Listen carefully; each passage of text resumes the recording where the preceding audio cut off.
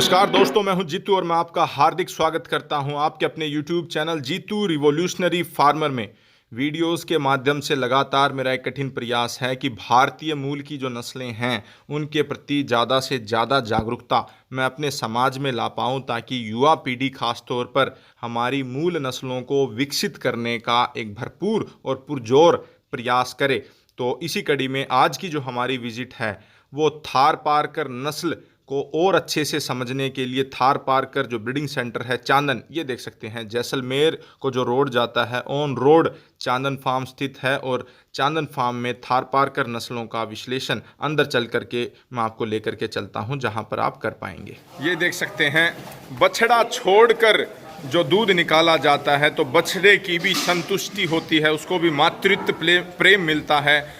तो बछड़ा छोड़ के दूध निकालने की ये जो परंपरा जो सदियों से चली आई है, वही परंपरा इस थारपारकर ब्रीडिंग सेंटर जो कि जैसलमेर के चांदन में स्थित है वहाँ पर हमें देखने को मिली। ये देख सकते हैं काफ़ी अच्छे हष्ट पुष्ट जो बच्चे हैं। मैं दाद जरूर देखना चाहूँगा ऐसे संस्थाओं को जो कि निरंतर कर्मठ भाव से इनका जो संवर्धन कर रहे हैं। बछड़ा देख सकते हैं, ये गायें देख सकते हैं, और ये देख सकते हैं बारिश अभी रुक गई है तो बाहर इनको खोल दिया जाता है, खुले में विचरण करती हैं। ये देख सकते हैं बाहर का जो दृश्य है, जो इनका शेड है, पानी के लिए खेली बनाई हुई है।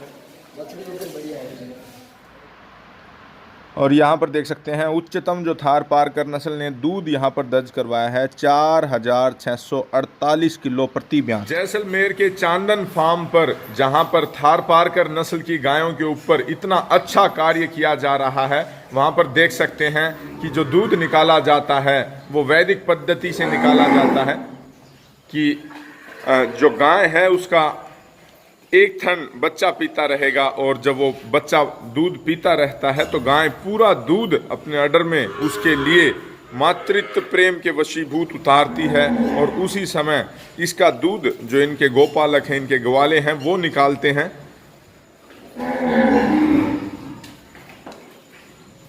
अडर क्वालिटी देख सकते हैं काफ़ी शानदार है इस गोधन की।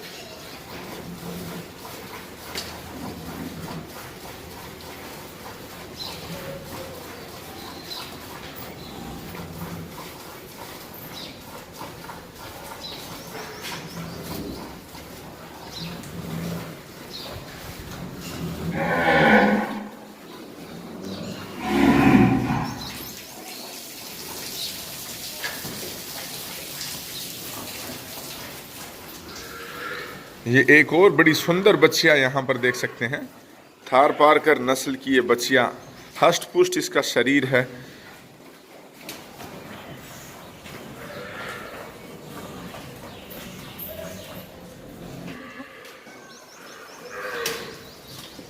तो देख सकते हैं सुबह का एक बार सामने लेकर के आए बाल्टी को, तो बच्चे के लिए भी दूध तकरीबन 1-1.5 लीटर इसके बॉडी वेट के अनुसार 3 लीटर दूध कम से कम इसको पूरे दिन का पिलाया जाता है। ले चलें, ले चलें।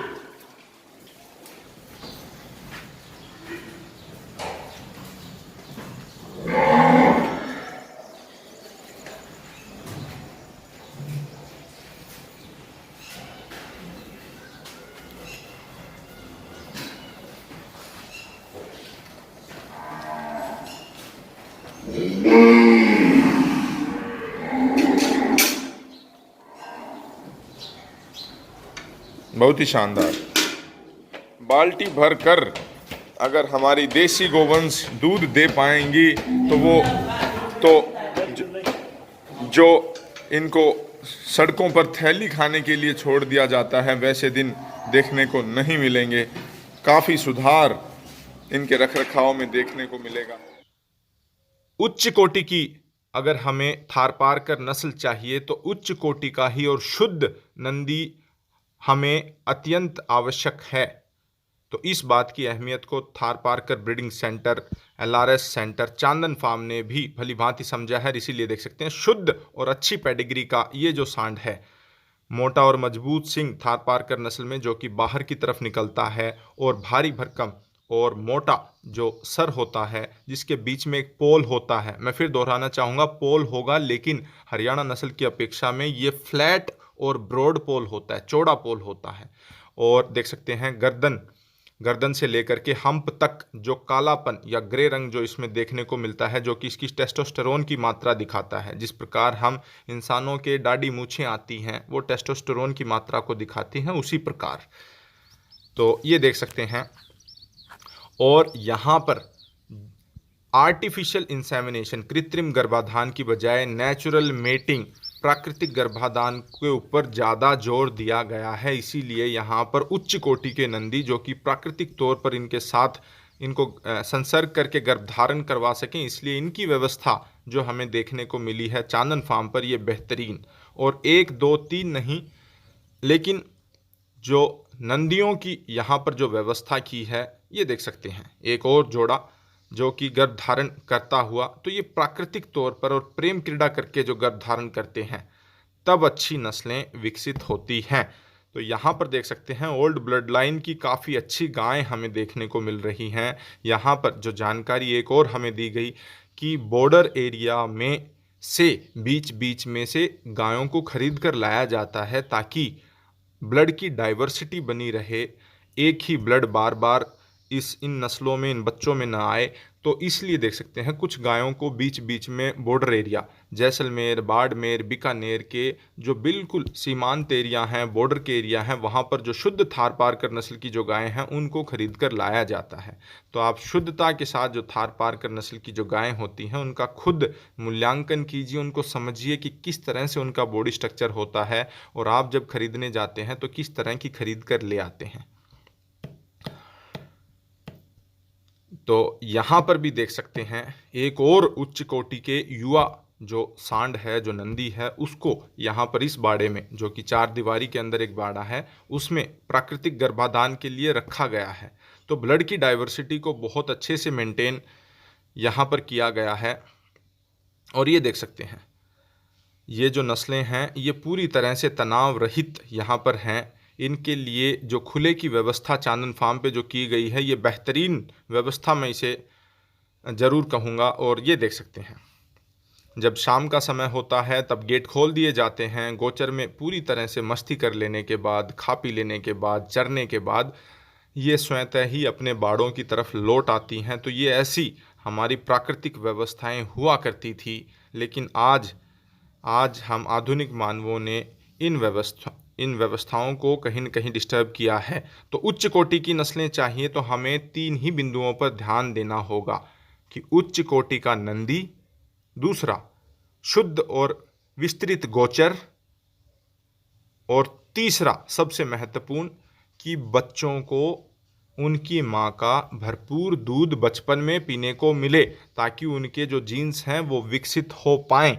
अन्यथा उनके जीन्स विकसित नहीं हो पाएंगे। आज जो गायों का दूध निकाल लिया जाता है, बच्चों को गायों को दिखाया ही नहीं जाता, और निपल बोतल के माध्यम से उनकी जो फीडिंग की जाती है, बाज़ार में उपलब्ध जो काफ स्टार्टर है वो फीड उनको दिया जाता है। नहीं, अगर आपको वाकई में प्राकृतिक और नैसर्गिक तौर पर नस्लों को विकसित करना है तो सबसे अहम बिंदु उच्च कोटि का सांड, दूसरा स्वच्छंद घूमने के लिए उनको गोचर की व्यवस्था, और तीसरा बचपन में भरपूर अपनी माँ का दूध बच्चों को मिले। तो देख सकते हैं चांदन फार्म में जो भावी पीढ़ियाँ हैं काफ़ी मनमोहक